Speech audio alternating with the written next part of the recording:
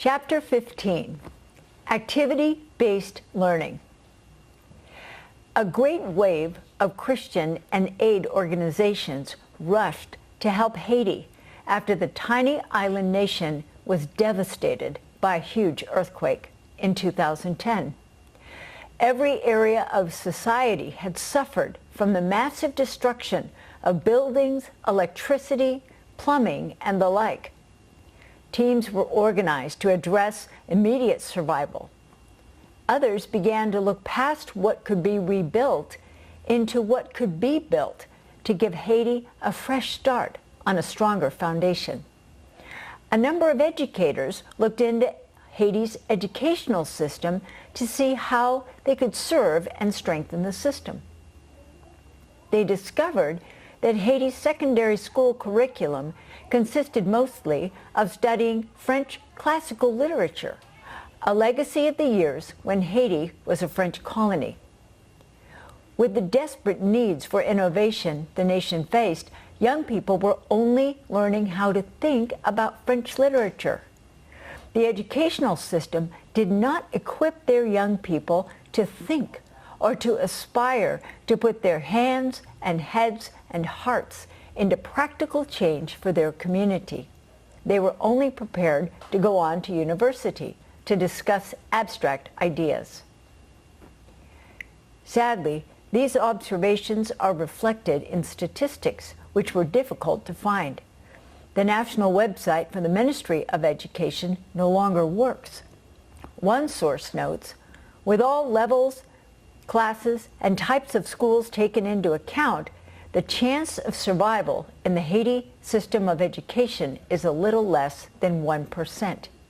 This describes the number of young people who finish secondary school. Another source states that less than 1% of Haiti's young people will go on to university. This means the nation's entire public school system is oriented to prepare only 1% of their young people to enter university by studying French classics. Researchers from Education Encyclopedia note, relevancy is also a concern. The content of the curriculum is not defined according to the needs of the nation. In general, the higher education system shows all the faults of the other levels: centralization, French orientation. A conscious effort is made to establish equivalency with the University of Paris, elitism and insufficiency. Not enough spaces for the young people who could be equipped at this level. These observations suggest that an overhaul of the soil is needed for this nation to thrive. To gain knowledge simply for the sake of becoming one of the elites who can discuss these ideas has hindered Haiti's growth and development. In contrast, Haiti could greatly increase its quality of life if education prepared the emerging generation to become fruitful change makers who serve their community with practical skills, innovative thinking, and the character qualities of selflessness and wisdom.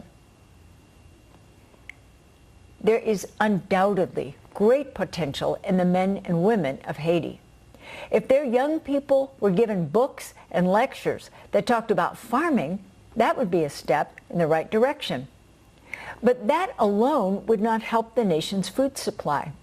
The morning after graduation, they might well step out of their homes and look at the land around them and not know where or how to start.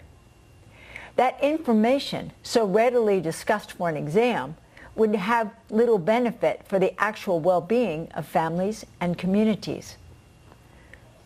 Those same young people could learn about the qualities of soil, the water cycle, erosion, and soil enrichment by planting gardens, visiting different types of soil deposits, and observing what grows where and how. They could grow different types of vegetation in a school garden and develop a class business selling the produce in a community market. Learning the content covered in the textbook would certainly be included in these activities, They would likely find it easy to remember and understand what they had learned from books in combination with hands-on activities. This approach to learning would also benefit these young people in so many other ways. They could grow in their ability to use their knowledge and skills to create practical ways to increase the country's food supply and improve the well-being of the nation's farmers. From their own experience, students could increase in compassion and respect for those who work the land. They could develop values of diligence and collaboration as they learn and work together as a class and with the community. These graduates could make a very different impact on their nation. Haiti's not alone. Many nations could find increased fruitfulness for their communities if they were to revise their goals, content, and methodology in education. The Hebrew word for learning means to put into practice. Learning leads to doing. Learning takes knowledge and asks, what can I do with what I know?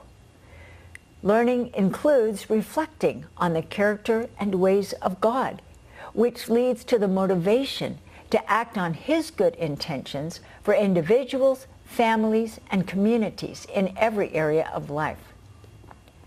Some cultures pass on values and skills in a highly verbal process of explanation, instruction, and question and answer. Other cultures engage in a learning process that involves a student quietly observing a respected adult with little or no discussion. After observing for some time, the student will try to copy the model they have been watching. The older person may offer some input or simply reach over to demonstrate the skill more correctly. Even young children will play at the roles and skills they've observed without anyone telling them to do so. Semu remembers growing up with this model in the Pacific Island nation of Samoa. Growing up, I watched everything my uncles and aunties did. Then Uncle would say, "This is what needs to be done." He would give me just a few instructions. If I made a mistake, he would come around and tell me, "That's the wrong way," and we'd work together. He would show me. He wouldn't do a lot of talking while we were working. Now I can just look at something and see what needs to be done and do it. I can listen and watch and see what is needed. Then I can just start working and add in my own ways to do it even better. Hebrew families were instructed to be intentional about using both methods of learning in the Shema. As you walk, as you talk, discuss what you are doing and what you see with your children. In the process of daily life with the extended family, children easily learn more than knowledge. They begin to develop complex skills like language, relational skills such as resolving conflict, and even skills related to the family trade. The period of early childhood, when most of a child's time is spent in informal activity with the family, is the richest time of learning in a lifetime. Perhaps this is another confirmation that creating an environment of relationship and practical application in the formal classroom could increase learning that integrates knowledge, skills, and character. One report on Haiti notes, education features rote memorization. Active learning is not used in the classroom. Exploring new possibilities for Haiti's situation suggests that an important ingredient for education that leads to fruitfulness is this process of learning by doing. Discovering new knowledge through an activity prompts questions and provides opportunity to explore and apply new knowledge. This is an education process that can lead to change. This approach to education is described by several terms, including activity, inquiry, or project-based learning. It is widely acknowledged as an important element in education, whether short-term activities are added as a means of learning, or whether involvement in a long-term hands-on project is the primary method of learning. As has been stated, textbooks have a place in learning. The shift is to recognize that they are not the only or even the primary means of learning. The same content can be covered through lecture or reading a textbook, or through activities where students discover and apply knowledge in addition to what they may read or be taught verbally from a textbook. Active learning is possible and benefits all, from the youngest to the oldest students. A number of references are listed at the end of the book. A class of 8-year-olds learned about plants by growing seeds in a cup. They had to decide where to put their cups and how to care for their seedlings. They had to make a guess, hypothesis, about what would help or hurt their plants to grow. They observed and measured their little seedlings. They wrote 2 simple paragraphs about what they had learned, drew pictures, and did a class presentation to parents. They also read verses from the Bible relating to plants, with new understanding about the images that encourage personal growth. Learning with activities like this from a young age could develop students with very different capacities to serve their communities. I invited my 12 to 14-year-old civics class students to identify an area they would like to see changed in their community. They had to research the causes of the problem they identified and available resources which could address the need. They read local government documents and interviewed local officials. They had to prepare to present their findings verbally and with a visual chart or diagram. Arrangements were made for them to present their findings in a local government meeting, which was shown on local television. They practiced and prepared and were desperately anxious about speaking publicly right up until the moment they began. The initial kindly smiles from the officials changed to thoughtful reflection and whispered consultations as they listened to the information presented. As a result, new policy decisions were made and existing provisions were enforced to bring about some of the changes the students had proposed. The students were thrilled with themselves for overcoming fear and making a difference. They will never forget their understanding of how government works and will likely be hopeful, determined members of their communities in the future. Daniel was a quiet student, willing to sit at his desk, do his work, and dutifully turn in his assignments. He often gazed out the window, hardly interested in what was happening in the classroom or connecting with his classmates, until his science and history class teamed up to study bridges. Their final project was to build a model bridge out of lightweight materials that could hold the greatest amount of weight. They had to work out a design they felt would be most effective with limited materials. The final day came when everyone brought their models to school. Small amounts of weight were gradually added to each model while the class watched, breathless with anticipation.